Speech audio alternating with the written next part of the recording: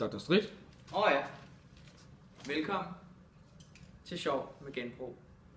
Mit navn det er Dr. Strid. Dr. Strid.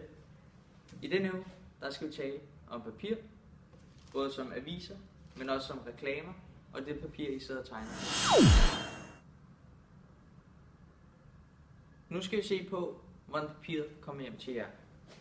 Jeg skal lige have brillerne i. Driller lidt. Sådan er det jo. Nå. Så skal vi se her. Det hele starter med, at vi har en skov med træer. Skovhuggerne hugger bladene af, sådan så vi kun har træstammerne. De her træstammer, de kommer igennem en maskine, som hiver barken af træstammerne. Så kommer træstammerne over i en fræser. Det er en masse små tænder, der tykker i træstammen, sådan så de kommer ud som bitte små stykker. Så kommer det over i den her balje, hvor der bliver tilsat nogle kemikalier, og herefter bliver det strøget ud og tørret, og så bliver det presset. Ligesom når jeres mor ruller dej ud, så presser hun også dej. Og så bliver det rullet op på nogle ruller, og herefter så bliver det rullet ud igen og skåret til stykker. For eksempel størrelsen til en avis, eller det papir, I sidder og tegner på. Så nu skal vi se på, hvad I skal gøre med det papir, I ikke skal bruge mere. Som I nok har set ude foran jeres dør, eller nede i gården, hvor I også smider normalt skrald ud, så er der de her skraldespande til papir. Og som I nok så før, så tager jeg mine beskyttelsesbriller ned i. Dem tager jeg selvfølgelig op igen, for de hører ikke hjemme her. Så hvis I taber noget, som ikke hører til hernede i, op med det igen, så I ikke glemmer det.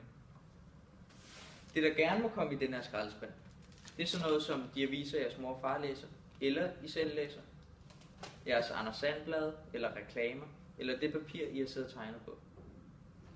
Men hvad sker der så egentlig med det papir, I kommer hernede i? Jo, det som skraldemændene gør, når de kommer og henter dem, det er, at de kører dem ud til en fabrik, hvor de så får leveret det her, i det her tilfælde en avis. De har den her kæmpe balje med vand og nogle kemikalier. Jeg har en mindre udgave her. Så tager de det.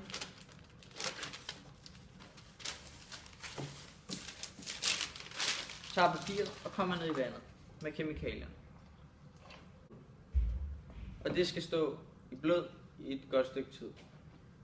Men det har vi selvfølgelig ikke tid til. Jeg har lavet en forhånd, så vi ikke skal stå og vente. Og jeg har denne her. Og som I kan se, så papiret det begynder at rive sig fra hinanden til sådan nogle bitte små stykker. Og det er det samme, som sker på fabrikken her i den her balje. Og i og med, at I genbruger papiret og kommer i papirskraldespanden, så slipper skovhuggerne for at hugge nye træer, som giver ild til os, sådan så vi kan trække vejret. De slipper for at bruge elektricitet eller benzin på at hugge barken af træerne. Og det samme gælder med fræseren, som skal hugge træerne ud. Så det vi har lært i dag, det er, at alle de aviser, som jeres mor og far læser, eller de reklamer, som er udløbet, eller de tegninger, I ikke gider have mere, de skal altså ned i papirsskraldespanden, i stedet for den normale skraldespand, der hvor jeg også kommer mad ned i. Fordi det er meget bedre for miljøet.